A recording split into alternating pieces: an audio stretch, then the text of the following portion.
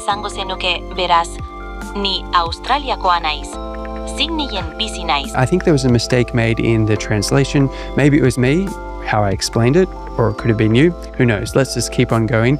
And I would like to say I'm from Australia. I don't live in Australia.